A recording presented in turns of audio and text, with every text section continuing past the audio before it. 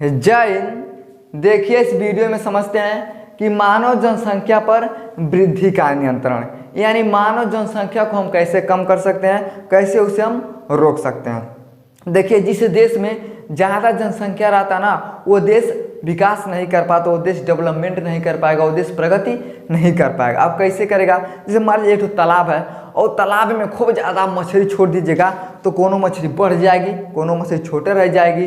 तो ऐसे होता है हमारे देश में। हमारे देश में क्या होता है कि जिसके घर पे परिवार कम रहता है, एक दो बच्चे रहते हैं, तो लोग बढ़िया से उसे पढ़ाते हैं, लिखाते हैं, वो क्या होता है रोजगार पा जाता है और अपना जीवन बढ़िया से जीता है। लेकिन अब जिस देश में ज़्यादा लोग रहेंगे तो सरकार भी सबको नौकरी तो दे नहीं सकता है, तो ज़्यादा लोग बेरोजगार रहेंगे, इधर उधर घूमेंगे, लेकिन शादी तो सब करवा करेगा, ऐसा तो नहीं शादी नहीं करेगा, वो भी चाँप के लिए क्या पैदा करेगा। तो जब ज़्यादा जनसंख्या रहेगा तो देश क्या करता है, विकास नहीं कर पाता है। तो सबसे पहला काम क्या करना है कि अपने देश पे जनसंख्या में नियंत्रण करना है, और जब देश में जनसंख्या का नियंत्रण हो जाएगा तो देश अपने आप से क्या होता है, आगे की तरफ बढ़ने लगता है। अब देखिए हम कैसे रोक सकते हैं। देखिए पहला क्या है, शिक्षा द्वारा जनसंख्या पर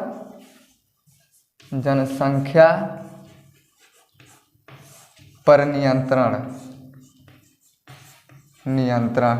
शिक्षा द्वारा जनसंख्या पे हम नियंत्रण लगा सकते हैं। अब समझिए कि कैसे शिक्षा के द्वारा हम जनसंख्या पे नियंत्रण लगा सकते हैं। तो बहुत ही सिंपल सा बात है। देखिए कैसे लगाएंगे। देखिए जो ज़्यादा लोग पढ़े लिखे होते हैं ना, अगर उन लोगों से आप कुछ बात कहिएगा कि भाई ये देखो ये गलत है ये सही है, तो उन लोगों का दिमाग में कुछ बैठता, हाँ ये शायद ये सही कह रहा है। लेकिन जो गंवार आदमी रहता है, बकुलोलवा सब, उनको समझाएगा तो अपना रटेगा, कहता है सब अनरा रटे पिसान, तो वो लोगों का काम होता है। कितना भी समझाएगा वो अपनी वाली सब कहेगा। तो क्या होना चाहिए, हमें शिक्षा के द्वारा क्या करते हैं, जनसंख्या पर नियंत्रण लगा सकते हैं। लेकिन कब? जब सब लोग शिक्षित रहेंगे तभी। अब हमारे देहात में देखिए 10 लोग पढ़े लिखे रहेंगे तो 5 लोग 6 लोग घूमने वाले रहेंगे। तो जो पढ़े लिखे होंगे उन लोगों को आप कहिएगा कि ये बात गलत है तो सोचेगा कि लगता है ये सही कर रहा है। लेकिन यार जो गंवार है, जो बकलोल है, उनसे कहिएगा ना तो कहेगा रात तेरी क्या, हमारा लाइक हम 50 तो पैदा करेंगे, तुम खिलाते हो हमको। तो उल्टा क्या करेगा, आपको डांटने लगेगा, गरियाने लगेगा।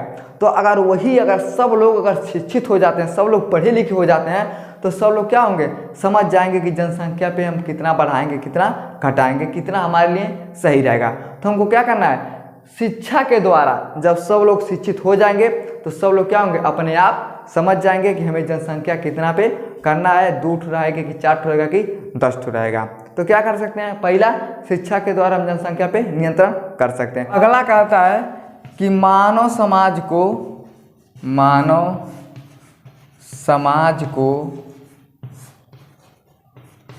धर्मांधता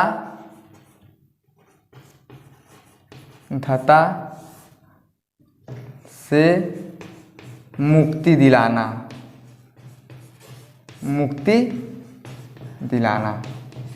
इसका मतलब क्या होता है कि मानव समाज को धर्मांधता से मुक्ति दिलाने का मतलब क्या होता है। देखिए धर्म से इसका ताल्लुक है। धर्म का मतलब क्या है, देखिए जो मुस्लिम सब रहता है ना, वो सब क्या कहता है कि जब हमको खुदा दे रहा तो हमको बच्चा लेने में क्या है।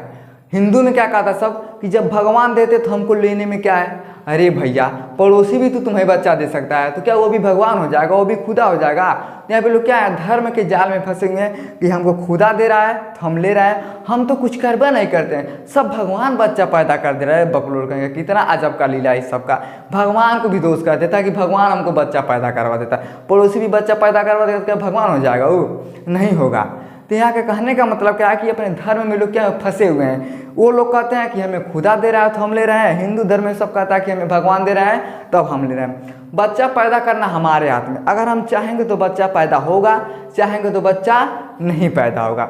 हम हर बार क्यों भगवान को दोष देते हैं? क्या भगवान का सब गलती है? जैसे मान लीजिए आप जिससे भगवान को दोष देते हो, मान लीजिए आपके घर पे बस है चाहे ट्रक है, आपके घर पे कोई 4 पहिए का वाहन है, आप उसको क्या कहते हैं, चलवाते हैं और आप उसके मालिक हैं। आप क्या किए, एक ड्राइवर को अपने घर पे रखें कि भैया तुमको जहाँ हम कहेंगे लेके जाना है। अब मान लीजिए अगर वो ड्राइवर आपका ट्रक कहीं लेके जा रहा है और अचानक से कहीं पलट जाता है, चाहे कहीं एक्सीडेंट हो जाता है, तो दोष किसको दिया जाएगा? मालिक को दिया जाएगा या फिर जो चलाने वाला ड्राइवर आएगा उसे दिया जाएगा? कोई ड्राइवर को सब लोग दोष देगा कि मालिक को दोष देगा, सब लोग ड्राइवर को दोष देंगे। तो हम भगवान के क्या है, हम उनके ड्राइवर हैं। हम हर चीज़ मालिक पे नहीं छोड़ सकते कि वो करना है। जब एक्सीडेंट कहीं हो जाएगा तो सब लोग कहते हैं ड्राइवर बहुत खचरा है तभी एक्सीडेंट हो गया, कि कोई मालिक को कहता है कि मालिक बहुत दुष्ट है तो एक्सीडेंट हो गया। तो हर चीज़ हम मालिक को दोष नहीं दे सकते हैं। हम क्या है, हम ड्राइवर हैं, हम जैसे चाहेंगे तैसे बच्चा पैदा कर सकते हैं। तो यहाँ के लोग क्या हैं, अपने भावनाओं में जकड़े होकर खुदा हमको देता है, हमको भगवान देता है। हम चाहेंगे तो बच्चा पैदा होगा, हम चाहेंगे तो बच्चा नहीं पैदा होगा। बच्चा पैदा करने में मोक्ष यानी स्वर्ग नहीं होता है, स्वर्ग उसी में होता है कि मान लीजिए आपके पास कम बच्चा है, अब आप उसको बढ़िया से संस्कार दिलवाइए, बढ़िया से आपको उसे पढ़ाइए लिखवाइए, वो अच्छा आपको क्या होगा, मोक्ष दिलवाएगा। वही क्या होता है, स्वर्ग होता है। अब 50 लड़का पैदा कर लेगा सब, तो पता चलेगा कि कौन उठ जाके बाथरूम साफ कर रहा है, तो एक ब्याह शादी में रोड लाइट लेके इसे घूम रहा है, तो कौन पता चलेगा ससुर जाके पंचर साट रहा है। तो ज़्यादा बच्चा पैदा करेंगे तो यही सब होगा। लेकिन हमारे क्या धर्म में झगड़ा हुआ है, खुदा दे रहे हैं तो हम ले रहे हैं, भगवान दे रहे हैं तो हम ले रहे हैं, हम कुछ नहीं करते हैं। ये लोग कुछ करवा नहीं करता, सब भगवान इन लोगों को बचाए बकलो, ऐसे ऐसे यहाँ पे लोग हैं। तो क्या कर सकते हैं, हम धर्मांधता को अगर मुक्त करवा देते हैं तो सब लोग समझ जाएंगे कि हम जनसंख्या पे नियंत्रण कैसे कर सकते हैं। देखिए इसमें बी क्या कहता है, इसमें बी कहता है कि जनसंख्या वृद्धि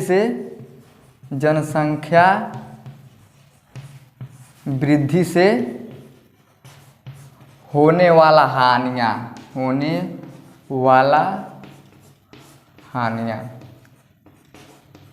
जनसंख्या वृद्धि से होने वाला हानि।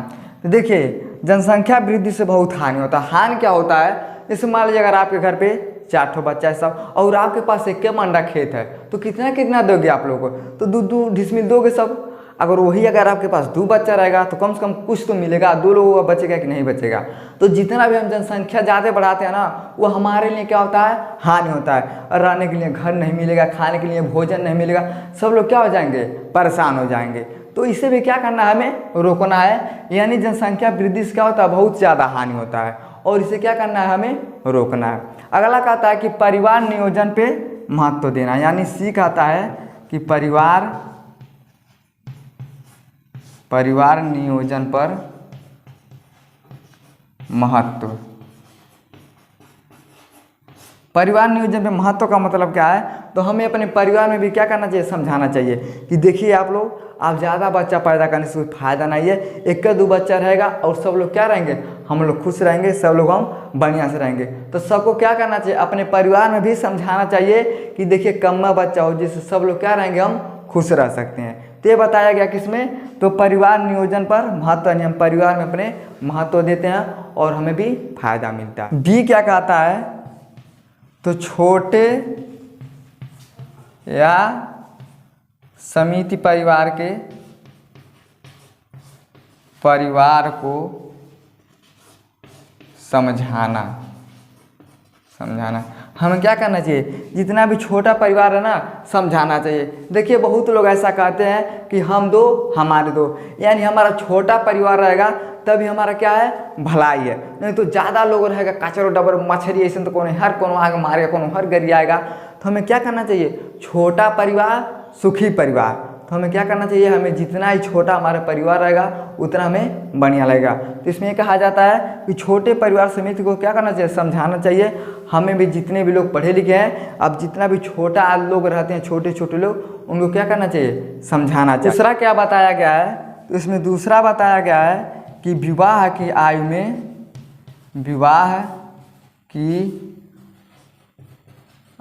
में वृद्धि का नियंत्रण।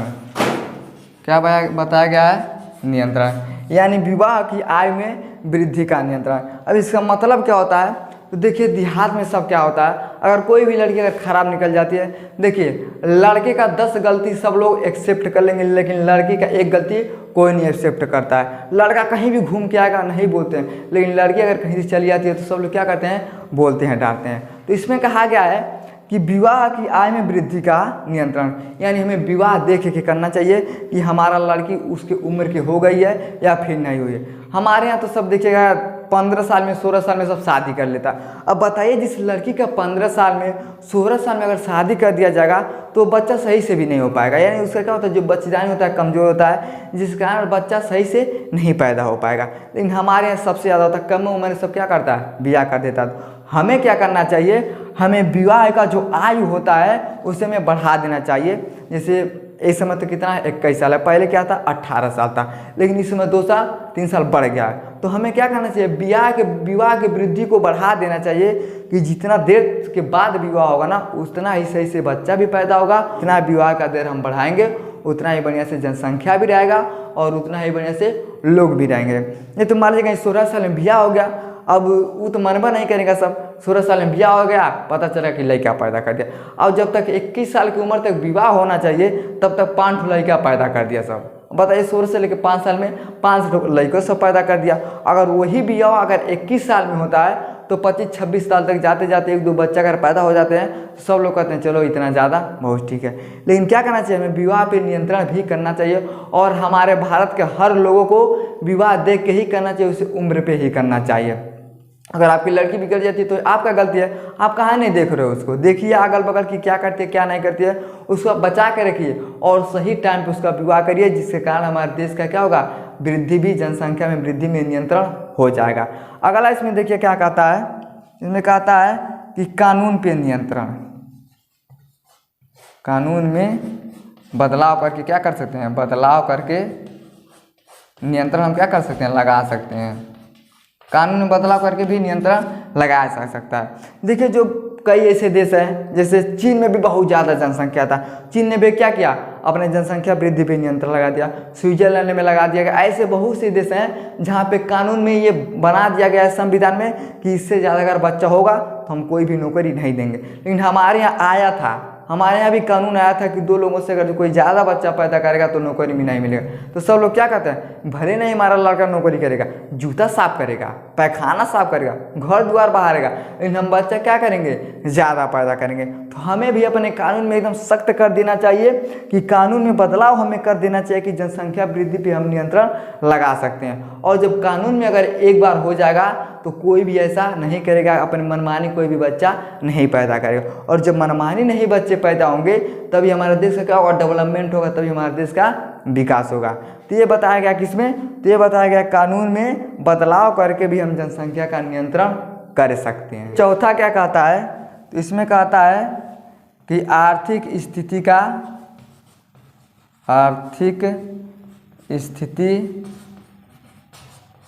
का सुधार हो जाएगा। देखिए समाज में क्या होगा, अगर आप भी अगर अपने आप के ऊपर अगर पैसा बचाना चाहते हो, कुछ करना चाहते हो, देखिए सब लोगों को अपना हक है कि वो अपने जीवन में कुछ बढ़िया काम करे। लेकिन कैसे करेगा भैया, जब पैसा रहेगा तभी तो होगा। इस दुनिया में क्या है, सबसे बड़ा चीज़ पैसा है। अगर पैसा आपके पास नहीं है तो आप कुछ भी नहीं कर सकते हो। तो आपके पास क्या होना चाहिए, पैसा होना चाहिए। तो हम क्या कर सकते हैं, अगर हमारा जनसंख्या कम रहेगा तो आर्थिक स्थिति में क्या हो सकता है, सुधार हो सकता है। अब जैसे मान लीजिए अगर किसी आदमी के घर पे देखिएगा अगर 10 ठो बच्चा है, सब पूरे परिवार में 10 आदमी है, तो 10 आदमी में अगर कोई सही से नहीं कमाने वाला है तो क्या करेगा, वो कितना खिलाएगा पिलाएगा। तो जैसा उसका घर रहेगा वैसे घर रह जाएगा, जैसे वो खाएगा पिएगा उसी तरह से जिएगा। लेकिन अगर उसी में अगर कोई छोटा वाला आ जाता है, छोटा समिति वाला, तो देखिएगा छोटा परिवार रहेगा, 2-4 लोग रहेंगे, तो बढ़िया से लोग कमाते हैं, बढ़िया से खाते हैं, उनका सब कुछ सही रहता है, घर द्वार सब लोग सही बनवाते हैं। लेकिन जिसके पास ज़्यादा जनसंख्या रहेगा उसका आर्थिक स्थिति भी कम हो जाएगा।